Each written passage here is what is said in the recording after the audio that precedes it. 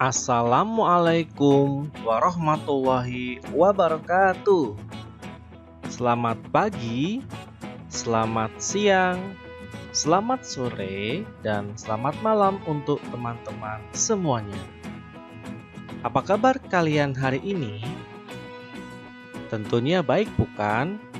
Semoga kita semua selalu dalam keadaan yang baik, sehat, dan tentunya bahagia.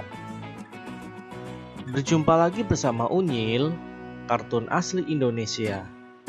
Hari ini, Unyil akan menemani teman-teman semua belajar di kelas 5, tema 3, subtema 3, dan di pembelajaran 3. Sebelum kita mulai pembelajaran ini, marilah kita bersama-sama berdoa dulu.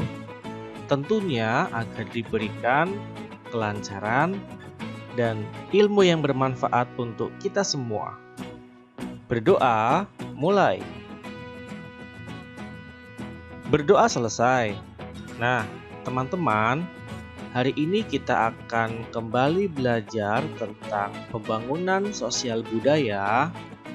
Kita akan belajar juga tentang keberagaman. Yuk, yang pertama kita simak ada percakapan antara Lani dengan Dayu. Lani, aku sudah memberitahu ayah dan ibuku tentang membeli produk buah lokal. Dayu, lalu bagaimana pendapat mereka, Lan? Lani, mereka berdua sangat setuju dengan membeli produk lokal, apapun itu.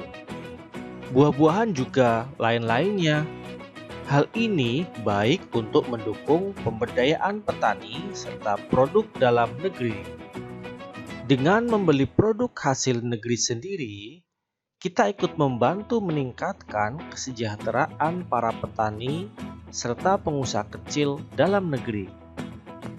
Nah, teman-teman, dari percakapan antara Lani dengan Dayu, kita bisa ambil kesimpulan bahwa kita harus bangga memakai, menggunakan, dan membeli produk-produk asli Indonesia atau produk dalam negeri, baik itu buah-buahan ataupun produk lainnya. Kita sepakat ya teman-teman, mari kita harus bangga terhadap produk Indonesia. Berikutnya kita akan belajar tentang teks yang membahas mengenai perkumpulan petani pemakai air. Biasa disebut dengan P3A. Saat kita berbicara tentang buah-buahan lokal, kita berbicara tentang keberadaan petani lokal di dalam sebuah daerah. Membeli buah-buahan atau sayuran lokal berarti membantu memberdayakan petani.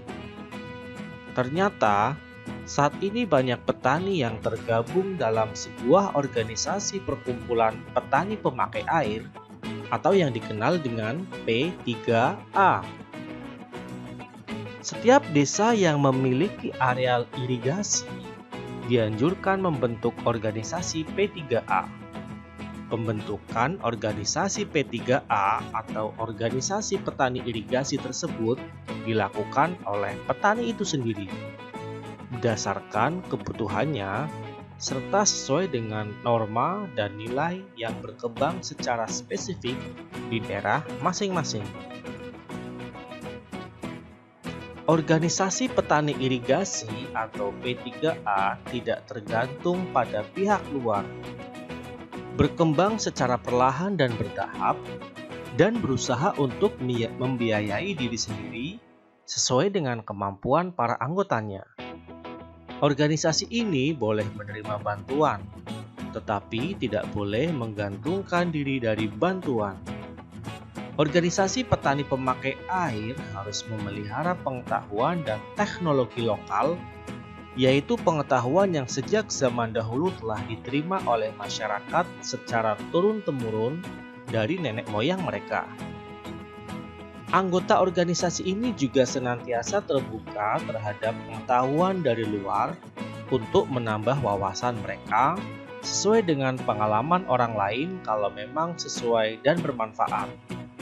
Selain itu, organisasi ini juga ikut menjaga lingkungan fisik, sosial, budaya, politik, dan ekonomi. Para petani tanpa memandang perbedaan dapat masuk menjadi anggota organisasi petani pemakai air ini. Organisasi Petani Pemakai Air atau P3A bertujuan untuk menampung masalah dan aspirasi petani yang berhubungan dengan air untuk tanaman dan bercocok tanam. Organisasi ini menjadi wadah bertemunya petani untuk saling bertukar pikiran, curah pendapat, serta membuat keputusan-keputusan guna memecahkan permasalahan yang dihadapi bersama oleh petani, baik yang dapat dipecahkan sendiri maupun yang memerlukan bantuan dari luar. Organisasi ini memberikan pelayanan kebutuhan petani, terutama dalam memenuhi kebutuhan air irigasi untuk usaha pertaniannya. Dalam tahapan perkembangannya, organisasi ini diharapkan dapat menjadi suatu unit usaha mandiri yang mampu menyediakan sarana produksi pertanian, atau saprotan dan sebagainya maupun dalam upaya pemasaran. Selain itu, organisasi ini juga berperan dalam pengembangan dan pengelolaan sistem irigasi. Nah, sekarang mari kita lakukan identifikasi terhadap bentuk-bentuk keragaman yang kamu temukan pada bacaan di atas. Berikan penjelasan untuk setiap keragaman yang kamu temukan. Sebuah contoh telah diberikan untuk perhatikan contoh nomor 1. Organisasi P3A dibentuk oleh petani itu sendiri. Berdasarkan kebutuhannya serta sesuai dengan norma dan nilai yang berkembang secara spesifik di daerah masing-masing. Ini berarti setiap organisasi P3A berbeda dari suatu daerah dengan daerah yang lain. Nah, sekarang coba teman-teman baca kembali teks tentang organisasi P3A ini dan temukan lagi dua keragaman yang ada serta jelaskan. Sudah ya teman-teman? Ini ada contoh kedua dan ketiga. Bisa kalian simak. Kedua, para petani tanpa memandang perbedaan dapat masuk menjadi anggota organisasi petani pemakai air ini.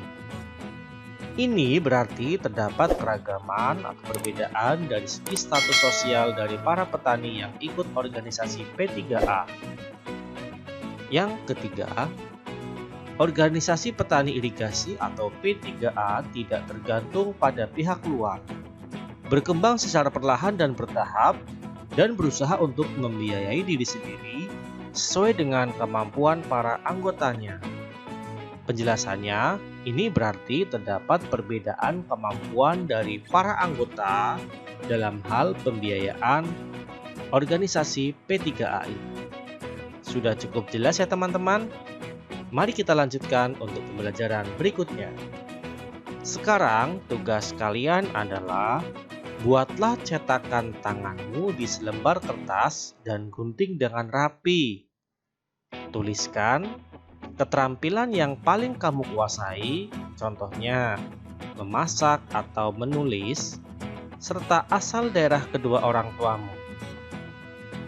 Dekorasilah atau hiaslah dengan menarik. Teman-teman bisa menggunakan katas lipat yang berwarna-warni. Jiplaklah tangannya, garis dengan menggunakan pensil. Kalau sudah, teman-teman bisa rapikan dulu sebelum digunting. Tepiannya bisa teman-teman tebali pakai spidol, kemudian bisa teman-teman tempelkan di kertas HVS warna putih. Kemudian hias dan jangan lupa tuliskan nama, keahlian, dan asal dari orang tua. Masih bingung? Berikut adalah contohnya.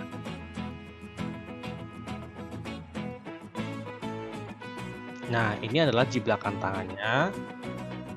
Pakai kertas lipat warna hijau, kemudian digunting, tempelkan di HVS, dan dituliskan. Misalkan nama Budi, keahliannya bermain sepak bola. Asal daerah dari orang tuanya Aceh. Nah, setelah tugas menjiplak tangannya selesai, sekarang teman-teman kerjakan tugas yang kedua, yaitu membuat tabel keragaman. Nah, silakan teman-teman bisa menghubungi teman yang lain sejumlah 5 orang. Nanti teman-teman minta foto gambar jiplakan tangan beserta keahlian dan asal dari orang tuanya masing-masing. Kalau sudah dapat 5 teman, nanti teman-teman bisa menuliskannya di kolom berikut. Nah, misalkan ada 5 teman, ada Agus Kotak, ada Budi Doremi, ada Cika, ada Dodit, dan Eko. Nah, kelima teman pasti mempunyai keahlian yang berbeda satu sama lain, termasuk juga asal dari daerah kedua orang tua. Nah, keahlian dan asal daerah dari orang tua yang berbeda ini merupakan contoh dari suatu keragaman. Ingat ya teman-teman, keragaman bukan menjadi alasan untuk perpecahan.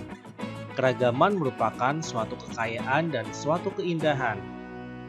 Nah, baik teman-teman, cukup sekian pembelajaran pada kesempatan kali ini. Semoga bermanfaat. Jangan lupa tetap semangat, tetap jaga motivasi kalian dalam belajar. Ingat, masa depan kalianlah yang menentukan. Sekian, wassalamualaikum warahmatullahi wabarakatuh.